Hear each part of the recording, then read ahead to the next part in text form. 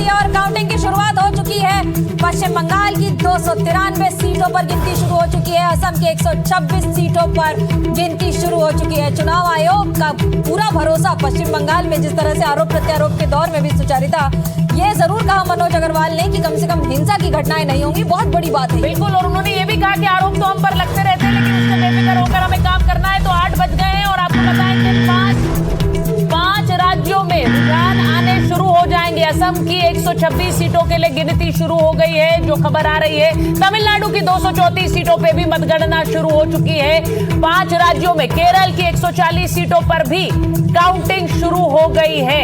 तो अब ये देखिए, ये एक तरह से शुरुआत है काउंटिंग की। काउंटिंग सेंटर से आवाज आ रही है, ये मत सोचिएगा कि चैनल दे रहा है आवाज, काउंटिंग सेंटर की आवाज है। यानी कि शुरुआत मतगणना की हो गई है, काउंटिंग शुरू हो चुकी है और अब धीरे धीरे रुझान आपकी स्क्रीन पर आएंगे। हर घर में चर्चा हो रही है, जहां चुनावी विमर्श ज्यादा है वहां पर तो सरकारें बन भी गई हैं, गिर भी गई हैं, लेकिन थोड़ी देर बाद एक्चुअल किसकी सरकार है, किसकी सरकार बन रही है, वो नतीजों में पता चलेगा। आपके स्क्रीन पर ये नंबर भरने शुरू होंगे जो आप देख रहे हैं। असम में क्या हो रहा है, पश्चिम बंगाल, तमिलनाडु, केरल, पुडुचेरी, और रुझान आ गया है जो हमें बताया जा रहा है। पश्चिम बंगाल की 293 सीटों पर गिनती शुरू हो गई है और रुझान आने शुरू हो गए। थोड़ी देर में ये नंबर्स आपके स्क्रीन पर आएंगे।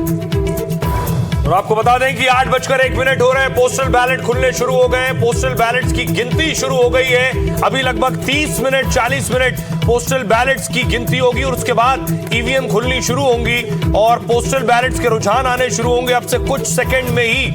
और संभव है जैसे ही रुझान आने शुरू होंगे, सबसे पहले हम आपको एनडीटीवी पर बताएंगे किन सीटों पर कौन सी पार्टी आगे चल रही है। सबकी नजरें पश्चिम बंगाल की भवानीपुर सीट पर है, जहां शुभेंदु अधिकारी और ममता बनर्जी आमने सामने है। सबसे बड़ी सीट भी है, हाई प्रोफाइल सीट है पश्चिम बंगाल में भवानीपुर सीट। 293 सीटों पर गिनती शुरू